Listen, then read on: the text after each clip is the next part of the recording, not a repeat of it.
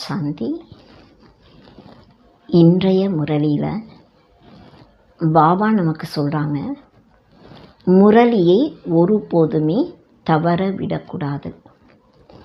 காரணம், தினமும் புது புது விஷயங்களை பாபா நமக்கு சொல்லிகிட்டே இருக்காங்க. அப்போ நம்முடைய வாழ்க்கையில் மிக உயர்ந்த நிலை அடைவதற்கான விஷயங்களை பாபா தினமும் நமக்கு சொல்கிறாங்க. இப்போ பாபா சொல்கிறாங்க, லக்ஷ்மி நாராயணர் முழு உலகத்திற்கும் எஜமானர்களாக இருக்காங்க. ஆனால் அவங்கள ஒருபோதுமே அப்பா, டீச்சர், சத்குருன்ட்டு யாருமே சொல்ல முடியாது. அவங்க மிக உயர்ந்த தேவதைகளாக இருந்தாலும் யாருக்குமே அவங்க அப்பா, டீச்சர், குருவாக ஆக முடியாது. மற்றும் ஸ்ரீ கிருஷ்ணர் கூட முழு உலகத்திற்கும் எஜமானராக இருக்காங்க. ஆனால் அவரை கூட அப்பா, டீச்சர், சத்குருவாக சொல்ல முடியாது. ஒரே ஒரு பாபா மட்டும்தான் படைப்பவர் மற்றும் படைப்பினுடைய முதல், இடை, கடைசியினுடைய இரகசியத்தையும் முழு சிருஷ்டி சக்கரத்தினுடைய ஞானத்தையும் நமக்கு கற்றுத்தருகின்றார். பாபா சொல்கிறாங்க, அதாவது ரிஷி முனிகள், சாது சந்நியாசிகள் கூட படைப்பவர் மற்றும் படைப்பினையை பற்றி, படைப்பினுடைய முதல், இடை, கடையை பற்றி எங்களுக்கு தெரியாதுன்ட்டு தான் சொல்லியிருக்காங்க. ஆனால் ஒரே ஒரு பாபா மட்டும்தான் இந்த முழு உலகத்தினுடைய இரகசியத்தை நமக்கு புரிய வைக்கின்றார். குழந்தைகள் தேக அபிமானத்தில் வரக்கூடிய காரணத்தினால, கர்வம் வரக்கூடிய காரணத்தினால 10 நாள் 15 நாள் கூட முரளியை தவற விட்டுறாங்க. ஆனால் பாபா நமக்கு என்ன சொல்கிறாங்கன்னா, நீங்கள் அமரும் போதும், எழுந்திருக்கும் போதும், சுற்றும் பொழுதும் என்னுடைய நினைவில் இருந்து காரியங்களை செய்யுங்க.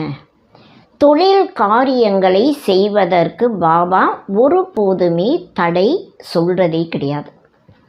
இப்போ இந்த ஞானம்தான் நம்மை மிக உயர்ந்த தேவதைகளாக மாற்றக்கூடியதாக இருக்குது. அதனால் பாபா சொல்கிறாங்க, ஒருபோதுமே நீங்கள் முரளியை தவற விட்டுறாதீங்க. ஏன்னா பாபா நம்மை தூய்மையாக்குவதற்காக வந்திருக்காங்க. கங்கை தண்ணி ஒருபோதுமே தூய்மை இல்லாதவர்களை தூய்மையாக்க முடியாது. பாபா சொல்கிறாங்க, எல்லாருமே பத்தீத்த பாவனரே, நீங்கள் வந்து எங்களை தூய்மையாக்குங்கன்னு சொல்லி தான் கூப்பிட்றாங்க. அம்பு போட்டாங்க, கங்கை நீர் வந்ததுன்னு சொல்கிறாங்க. ஆனால் பாபா சொல்கிறாங்க, அந்த கங்கை தண்ணி யாரையுமே தூய்மையாக்க முடியாது. பாபா பத்தீத்த பாவனர் மனித ஆத்மாக்களையும் தூய்மையாக்குறாங்க, இந்த இயற்கையை கூட தூய்மையாக்குறாங்க. அதனால் பாபா சொல்கிறாங்க, ஒன்று பாபாவுடைய நினைவு நமக்கு நிரந்தரமாக, நிலையாக, சதா காலத்திற்கு இருக்கணும். மற்றும் நினைவின் கூடவே ஞான சிந்தனையும் இருக்கும்போது தான் நாம் அளவற்ற மகிழ்ச்சியை பெற முடியும். அதனால் பாபா இன்றைக்கி சொல்கிறாங்க, அதாவது ஸ்ரீ கிருஷ்ணரை கூட அதாவது கருப்பாக காட்டியிருக்காங்க. காரணம், ஸ்ரீ கிருஷ்ணருடைய ஆத்மா கூட தூய்மை இல்லாத காரணத்தினால கரிக்கட்டை போல பக்தியில் காட்டியிருக்காங்க. ஆனால் பாபா சொல்கிறாங்க, ஸ்ரீ கிருஷ்ணருடைய ஆத்மா கூட எப்போ கிருஷ்ணராக இருக்காரோ அப்போ தூய்மையாக இருக்காங்க. மற்றும் கிருஷ்ணர் யாருக்குமே டீச்சர், சத்குருவாகவும் ஆக முடியாது. அதனால் ஒரே ஒரு பாபா மட்டும்தான் நிராகாரமானவர், தேகமற்றவராக இருக்காங்க. அவர் பேசணுன்னா அவருக்கு வாய் தேவையாக இருக்குது. அதனால தான் கௌமுக்குன்னு சொல்லி பாடப்பட்டிருக்கு. அதாவது பிரம்மாவினுடைய உடலில் அவர் மூலமாக தான் நமக்கு இந்த மிக உயர்ந்த படிப்பை கற்றுத்தராங்க. உலக அமைதிக்காக நிறைய மாநாடுகள் கூட செய்கிறாங்க. ஆனால் பாபா சொல்கிறாங்க, ஒரே ஒரு பாபா மட்டும்தான் அமைதியை தர முடியும். அதாவது முழு உலகத்தையும் தூய்மையாக்கி சொர்க்கமாக மாற்ற முடியும். அதனால் பாபாவுடைய காரியம் மிக உயர்ந்த காரியம். ஒரு உடலை ஆதாரமாக எடுத்து அவர் மூலமாக தான் நமக்கு இந்த சிருஷ்டியினுடைய முதல் இடை கடை 3 காலத்தினுடைய சிருஷ்டி சக்கரத்தினுடைய முழு ஞானத்தையும் கற்றுத்தராங்க.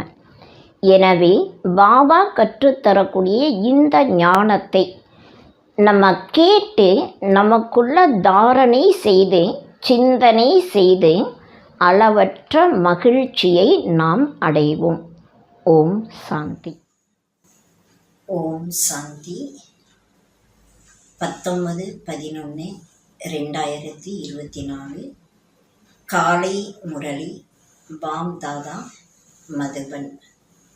இனிமையான குழந்தைகளே, உங்களுடைய நினைவு மிகவும் அதிசயமானதாகும்.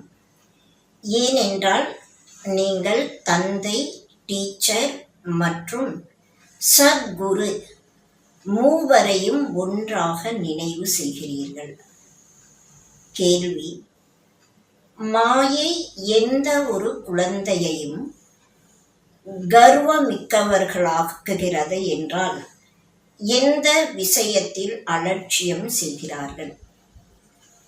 பதில்: கர்வமுள்ள குழந்தைகள் தேக அபிமானத்தில் வந்து முரளியை அலட்சியம் செய்கிறார்கள்.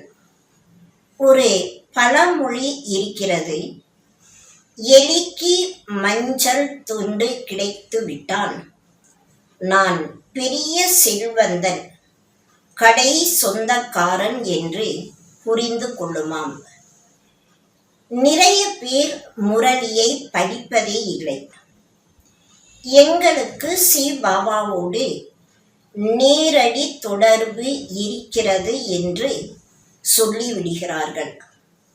பாபா கூறுகின்றார், குழந்தைகளே, முரளியில் புதிய புதிய விஷயங்கள் வருகிறது.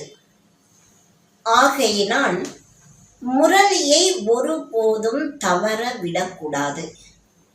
இதன் மீது மிகுந்த கவனம் இருக்கட்டும்.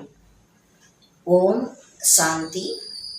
இனிமையிலும் இனிமையான செல்ல குழந்தைகளிடம் ஆன்மீக தந்தை கேட்கிறார், நீங்கள் இங்கே யாருடைய நினைவில் அமர்ந்துள்ளீர்கள்?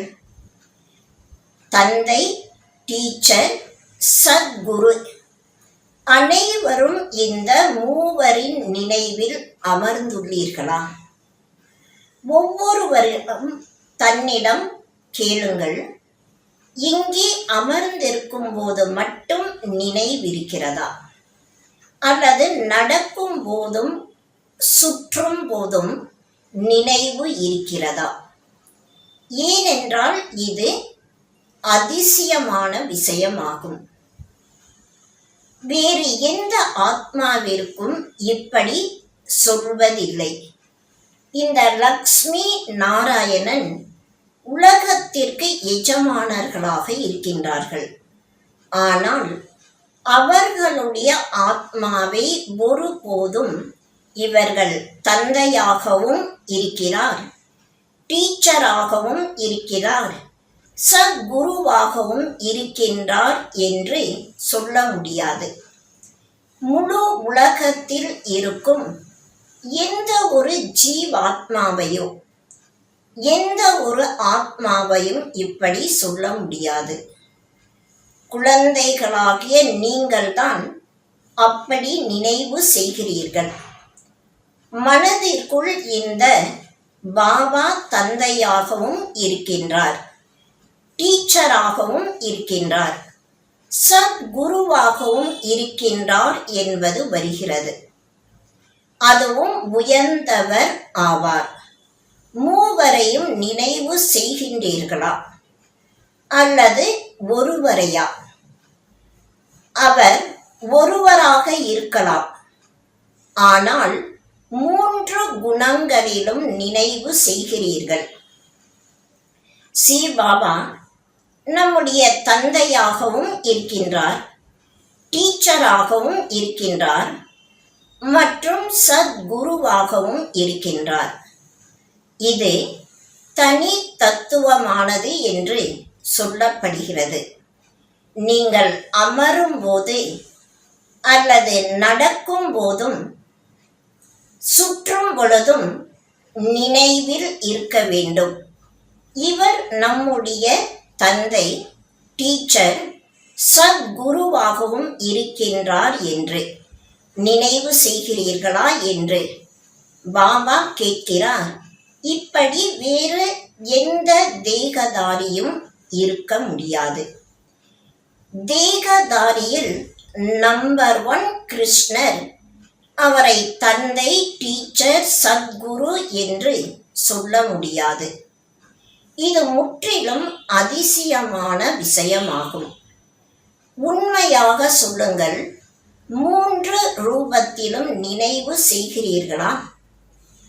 உண்ணும் போது பாபாவை மட்டுமே நினைவு செய்கிறீர்களா அல்லது மூவருமே புத்தியில் வருகின்றதா? வேறு எந்த ஆத்மாவிற்கும் அப்படி சொல்ல முடியாது. பாபாவினுடைய மகிமை விசித்திரமானதாகும். எனவே பாபாவை நினைவு செய்வது அப்படி இருக்க வேண்டும். எனவே புத்தி ஒரே அடியாக அவர் பக்கம் சென்றுவிடும் அளவிற்கு அதிசயமானவராக இருக்கின்றார். பாபாவே வந்து தன்னுடைய அறிமுகத்தையும் பிறகு முழு சக்கரத்தினுடைய ஞானத்தையும் கொடுக்கின்றார். இந்த யுகங்கள் ஒவ்வொன்றும் இத்தனை ஆண்டுகளுடையது. இது சுற்றி கொண்டே இருக்கிறது. இந்த ஞானத்தையும் கூட படைப்பவராகிய அந்த தந்தைதான் கொடுக்கின்றார். எனவே அவரை நினைவு செய்வதின் மூலம் நிறைய உதவி கிடைக்கும். தந்தை, டீச்சர், குரு எல்லாமாக அவர் ஒருவரே ஆவார். இவ்வளவு உயர்ந்த ஆத்மாவாக வேறு யாரும் இருக்க முடியாது. ஆனால் மாயை அப்படிப்பட்ட தந்தையின் நினைவையும் மறக்கச் செய்து விடுகிறது. என்றால் டீச்சர் மற்றும் குருவும் கூட மறந்து விடுகிறார்கள். இதை ஒவ்வொருவரும் தங்களுடைய மனதில் வைக்க வேண்டும். பாபா நம்மை அப்படிப்பட்ட உலகத்திற்கு எஜமானர்களாக்கி விடுவார். எல்லையற்ற தந்தையின் ஆஸ்தி கண்டிப்பாக எல்லையற்றதாகத்தான் இருக்கும். கூடவே இந்த மகிமையும் புத்தியில் வர வேண்டும். நடக்கும் போதும் சுற்றும் போதும் மூவருமே நினைவிற்கு வர வேண்டும். இந்த ஒரு ஆத்மாவின் 3 சேவையும் ஒன்றாக இருக்கிறது. ஆகையினால் அவரை சுப்ரீம், உயர்ந்ததிலும் உயர்ந்தவர் என்று சொல்லப்படுகிறார். மாநாடுகள் போன்றவற்றிற்கு அழைக்கிறார்கள் என்றால் உலகத்தில் எவ்வாறு அமைதி ஏற்படும் என்று விவாதிக்கிறார்கள். அது இப்போது நடந்து கொண்டிருக்கிறது. வந்து புரிந்து கொள்ளுங்கள் என்று கூறுங்கள். செய்து கொண்டிருப்பது யார்? நீங்கள் பாபாவின் தொழிலை நிரூபித்து புரிய வைக்க வேண்டும். பாபாவினுடைய காரியத்திற்கும் ஸ்ரீ கிருஷ்ணருடைய காரியத்திற்கும் நிறைய வித்தியாசம் இருக்கிறது. மற்ற அனைவரும் சரீரத்தின் பெயரால் தான் அழைக்கப்படுகிறார்கள். பாபாவிற்கே ஆத்மாவின் பெயர் பாடப்படுகிறது. அந்த ஆத்மா தந்தையாகவும் இருக்கின்றார், டீச்சராகவும் இருக்கின்றார், குருவாகவும் இருக்கின்றார். ஆத்மாவில் ஞானம் இருக்கின்றது. ஆனால் அதை எப்படி எடுத்து கூற முடியும்? சரீரத்தின் மூலம்தான் கொடுக்க முடியும் அல்லவா? கொடுப்பதால் தான் மகிமை பாடப்படுகிறது அல்லவா? சிவ ஜெயந்தியின் போது குழந்தைகள் மாநாடு நடத்துகிறார்கள். அனைத்து தர்மத்தின் தலைவர்களையும் அழைக்கிறார்கள். நீங்கள் ஈஸ்வரன் சர்வ வியாபி அல்ல என்பதை புரிய வைக்க வேண்டும்.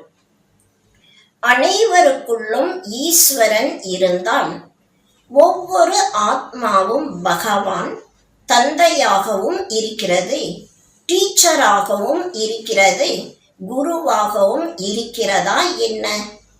உலகத்தின் முதல் இடை கடைசியின் ஞானம் இருக்கிறதா என்ன? இதை யாரும் சொல்லவே முடியாது. உயர்ந்ததிலும் உயர்ந்த தந்தையின் மகிமை எவ்வளவு இருக்கிறது என்பது குழந்தைகளாகிய உங்களுக்குள் வர வேண்டும். அவர் முழு உலகத்தையும் தூய்மையாக்கக்கூடியவர் ஆவார். இயற்கையையும் தூய்மையாக்கி விடுகிறார். மாநாட்டில் முதலில் கீதையின் பகவான் யார் என்று நீங்கள் கேட்க வேண்டும். சத்தியுக தேவி தேவதா தர்மத்தினை ஸ்தாபனை செய்யக்கூடியவர் யார்? ஒருவேளை கிருஷ்ணர் என்று சொன்னால் பாபாவை மறைத்து விடுவார்கள், அல்லது அவர் பெயர் ரூபத்திற்கு அப்பாற்பட்டவர் என்று சொல்லி விடுவார்கள். இல்லை என்று சொல்வதை போலாகும். ஏனெனில் பாபா கர்மேந்திரியங்கள் இல்லாமல் இருக்கிறார் அல்லவா? எல்லையற்ற தந்தையை தெரிந்திருக்கவில்லை. ஒருவர் மற்றவர் மீது காம கோடாரியை வீசி எவ்வளவு துன்புறுத்துகிறார்கள். ஒருவர் மற்றவர்க்கு துக்கம் கொடுக்கிறார்கள்.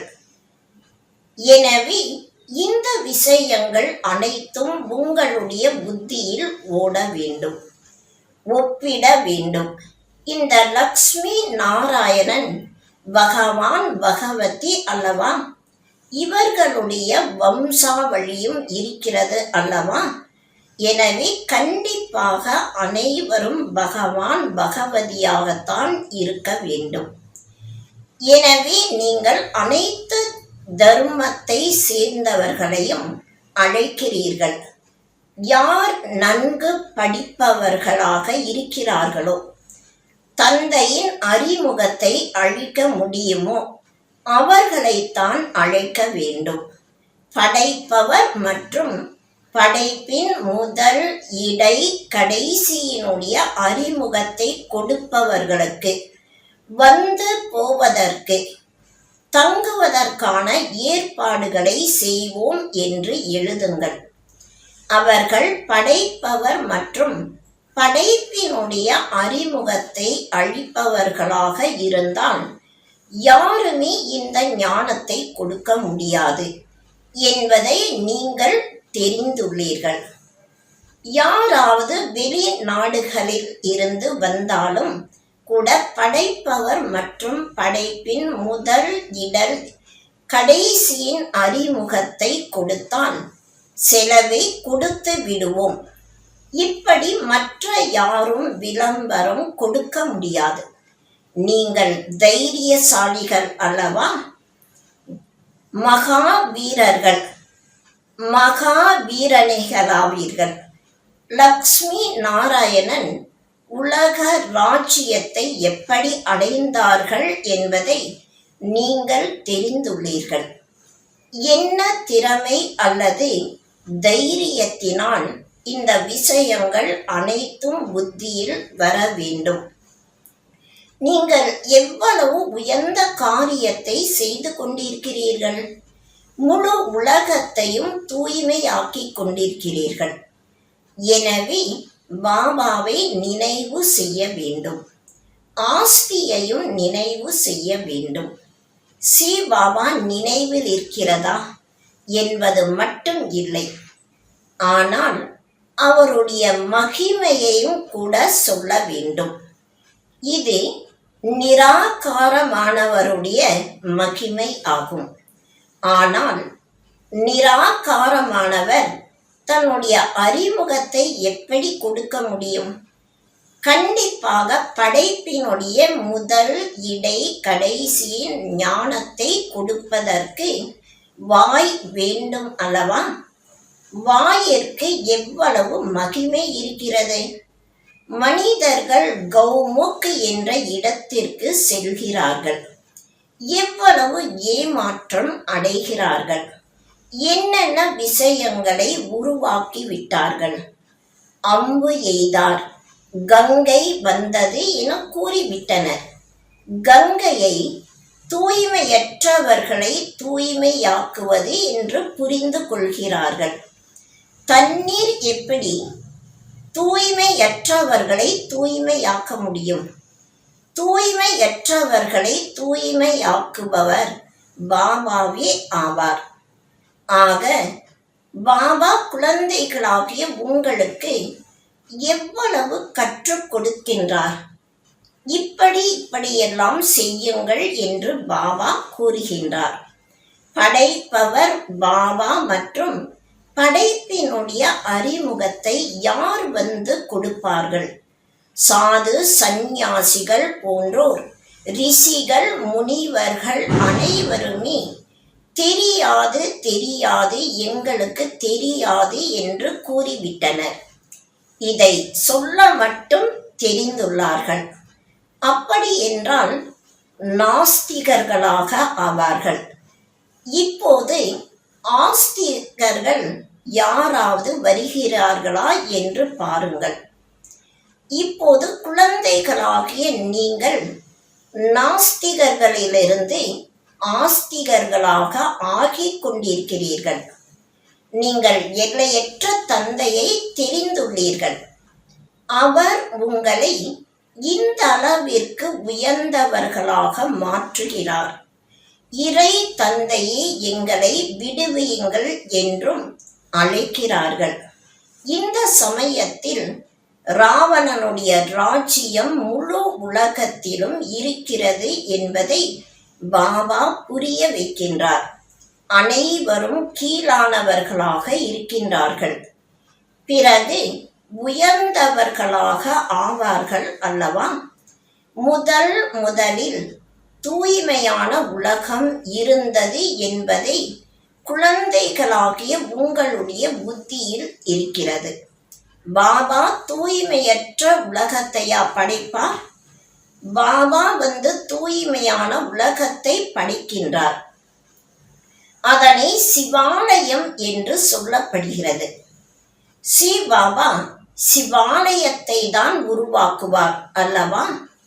அவர் எப்படி உருவாக்குகின்றார் என்பதை நீங்கள் தெரிந்துள்ளீர்கள். மகா பிரளயம், வெள்ளம் போன்றவைகளோ நடப்பதில்லை. சாஸ்திரங்களில் என்னென்னவோ எழுதி விட்டார்கள். மீதம் 5 பாண்டவர்கள் இருந்தார்கள். அவர்கள் இமய மலையில் சென்று கரைந்து விட்டார்கள். பிறகு முடிவை பற்றி யாருக்கும் தெரியவில்லை. இவை அனைத்து விஷயங்களையும் பாபா வந்து புரிய வைக்கின்றார். அவர் தந்தையாகவும் இருக்கின்றார், டீச்சராகவும் இருக்கின்றார், சத்குருவாகவும் இருக்கின்றார் என்பதையும் நீங்கள் தான் தெரிந்துள்ளீர்கள். அங்கே இந்த கோவில்கள் இருப்பதில்லை. இந்த தேவதைகள் இருந்துவிட்டு சென்றுள்ளார்கள். அவர்களுடைய நினைவாக கோவில்கள் இங்கே இருக்கின்றன. இவை அனைத்தும் நாடகத்தில் பதிவாகியுள்ளது. வினாடிக்கு வினாடி புதிய விஷயங்கள் நடந்து கொண்டிருக்கிறது. சக்கரம் சுற்றி கொண்டிருக்கிறது. இப்போது பாபா குழந்தைகளுக்கு நிறைய நல்ல வழிமுறைகளை கொடுத்து கொண்டிருக்கின்றார். தேக அபிமானமுடைய குழந்தைகள் நிறைய பேர் இருக்கின்றார்கள். அவர்கள் நாம் அனைத்தையும் தெரிந்திருக்கின்றோம் என்று புரிந்து கொள்கிறார்கள். முரளி கூட வாசிப்பது இல்லை, மதிப்பே இல்லை. சில நேரங்களில் நல்ல முரளி நடக்கிறது என்று பாபா அறிவுறுத்துகின்றார். தவற விடக்கூடாது. 10-15 நாட்களுக்கு முரளி தவறுகிறது என்றால் அதை அமர்ந்து படிக்க வேண்டும். இந்த படைப்பவர் மற்றும் படைப்பினுடைய முதல் இடை கடைசி ஞானத்தை யாராவது கொடுத்தீர்கள் என்றால் நாங்கள் அவர்களுடைய செலவு போன்ற அனைத்தையும் கொடுப்போம் என்று சவால் விடுங்கள் என்று பாபா கூறுகின்றார். யார் தெரிந்துள்ளார்களோ அவர்கள்தான் இப்படி சவால் விடுவார்கள் அல்லவா? டீச்சர் ஸ்வயம் தெரிந்திருப்பதால் தான் கேட்கின்றார் அல்லவா? தெரிந்திருக்காமல் எப்படி கேட்பார்கள்? சில குழந்தைகள் முரளியை பற்றி கூட அக்கறை கொள்வதில்லை. எங்களுக்கு ஸ்ரீ பாபாவோடு தான் தொடர்பு, அவ்வளவுதான். ஆனால் ஸ்ரீ பாபா என்ன சொல்கிறாரோ அதையும் கேட்க வேண்டும் அல்லவா? அதல்லாமல் நினைவு மட்டும் செய்வதல்ல. பாபா எவ்வளவு நல்ல நல்ல இனிமையிலும் இனிமையான விஷயங்களை சொல்கின்றார். ஆனால் மாயை முற்றிலும் கர்வமுள்ளவர்களாக்கி விடுகிறது. பழமொழி இருக்கிறது அல்லவா? எலிக்கு மஞ்சள் துண்டு கிடைத்தது, செல்வந்தன் கடை முதலாளி என்று புரிந்து கொண்டதாம். அதுபோல நிறைய பேர் இருக்கிறார்கள், முரளியை படிப்பதே இல்லை. முரளியில் புது புது விஷயங்கள் வருகின்றது அல்லவா? ஆகவே இந்த விஷயங்கள் அனைத்தும் புரிந்து கொள்ள வேண்டியவைகளாகும்.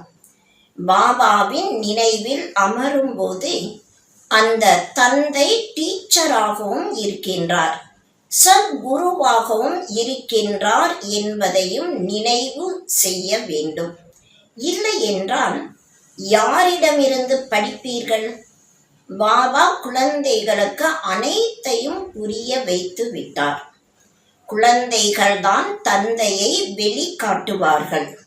மகன் தந்தையை வெளிக்காட்டுவான். பிறகு மகனை தந்தை வெளிக்காட்டுவார். ஆத்மாவை வெளிப்படுத்துகின்றார்.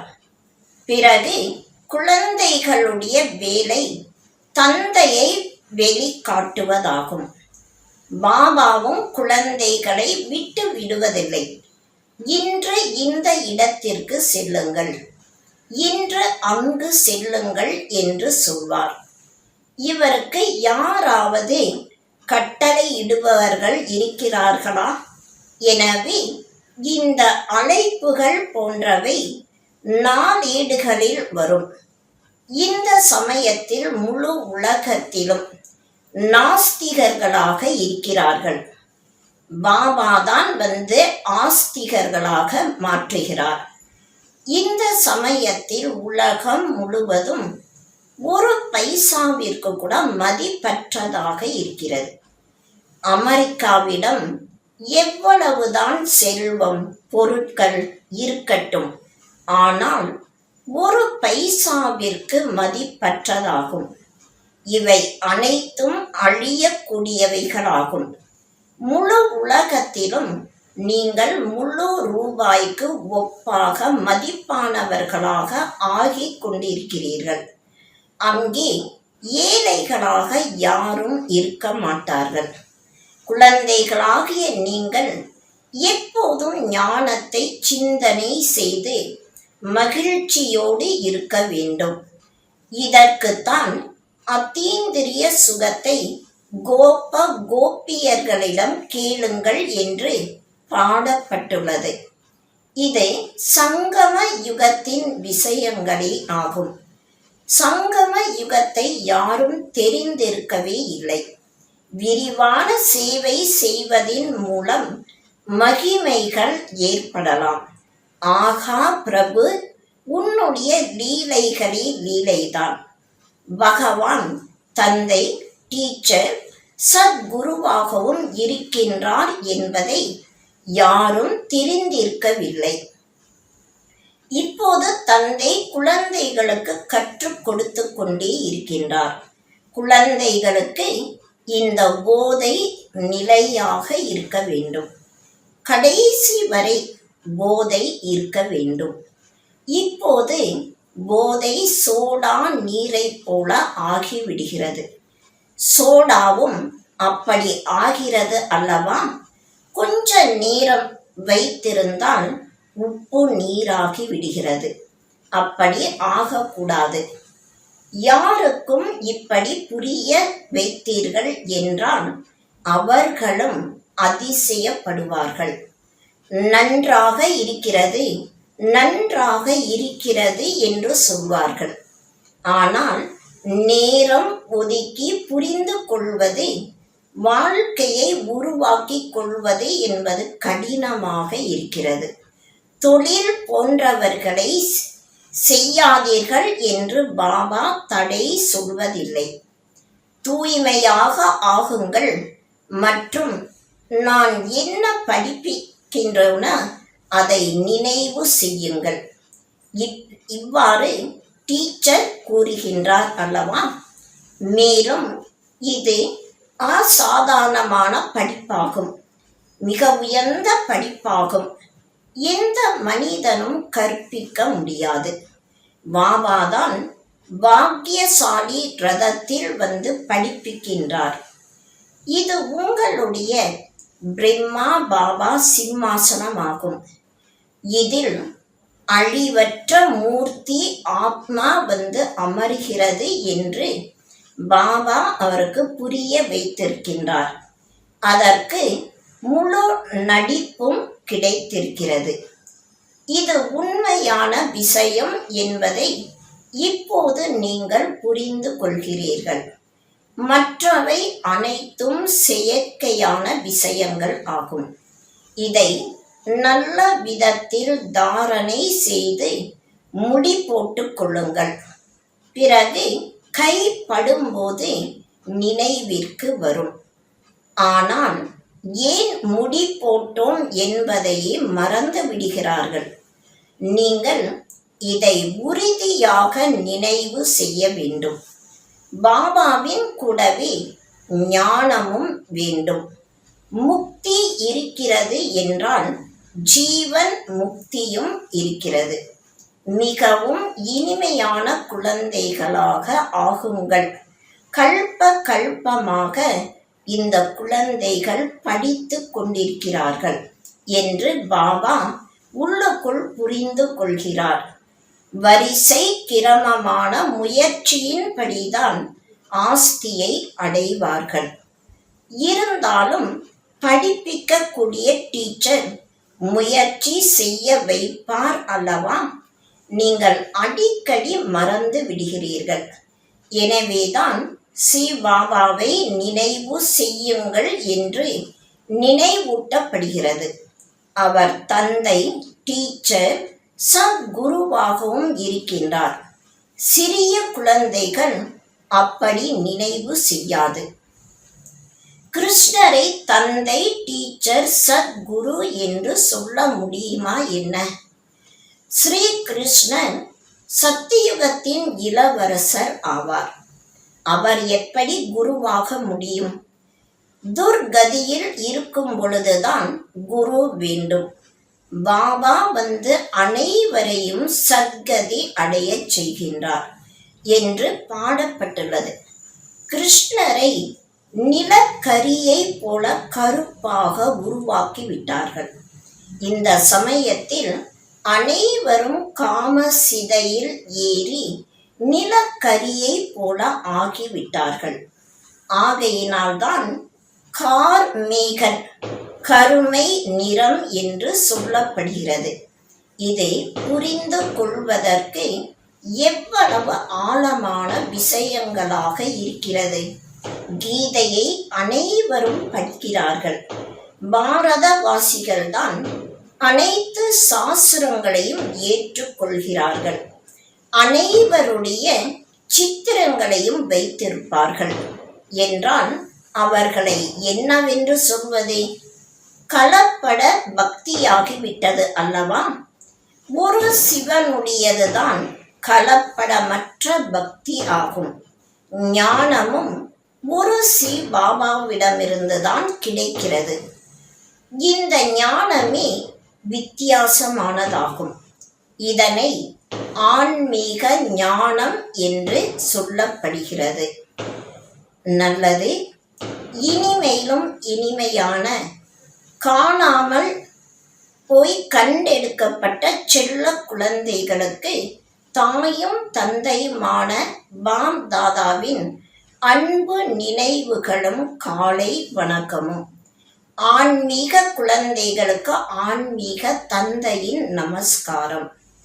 தாரணைக்கான முக்கிய சாரம்: அழியக்கூடிய போதைகளை, கர்வத்தை விட்டுவிட்டு ஒரு பைசா அளவு கூட மதிப்பில்லாத நிலையிலிருந்து நாம் இப்போது முழு ரூபாய்க்கு ஒப்பானவர்களாக ஆகிக் கொண்டிருக்கின்றோம் என்ற அலௌகிக்கமான போதை இருக்கட்டும். சுயம் பகவான் நமக்கு கற்பிக்கின்றார். நம்முடைய படிப்பு புதுமையானது. செகண்ட் பாயிண்ட்: ஆஸ்திகர்களாக ஆகி பாபாவை வெளிப்படுத்தக்கூடிய சேவை செய்ய வேண்டும். கர்வம் உள்ளவர்களாகி ஒருபோதும் முரளியை தவறவிடக்கூடாது. வரதானம்: தூய்மை எனும் அஸ்திவாரம் மூலம் எப்போதும் உயர்ந்த செயல் செய்யும் பூஜைக்குரிய ஆத்துமா ஆகுக. தூய்மை பூஜைக்குரியவராக்குகின்றது. எப்போதும் உயர் செயல் செய்பவரே பூஜைக்குரியவர் ஆவார். ஆனால் பிரம்மச்சரியம் மட்டுமே தூய்மை அல்ல. மனதின் எண்ணத்தாலும் எவருக்கும் எதிர்மறை எண்ணம் எழக்கூடாது. யதார்த்தமற்ற சொல்லும் கூடாது. தொடர்பிலும் வேற்றுமை கூடாது. அனைவருடனும் உள்ளதொரு சம்பந்தம் வேண்டும். மனம், சொல், செயல் அனைத்திலும் தூய்மை துண்டிக்க கூடாது. அப்போதே பூஜைக்குரியவர் ஆவார். நான் பரம பூஜைக்குரிய ஆத்துமா. இதே நினைவான் தூய்மை என்னும் அஸ்திவாரத்தை உறுதியாக செய்க. ஸ்லோகன்: ஆகா நான் எனும் இந்த ஆன்மீக அலௌகிக்க குசியில் இருந்தால் மனமும் உடலும் நடனமாடிக்கொண்டே இருக்கும். ஓம் சாந்தி.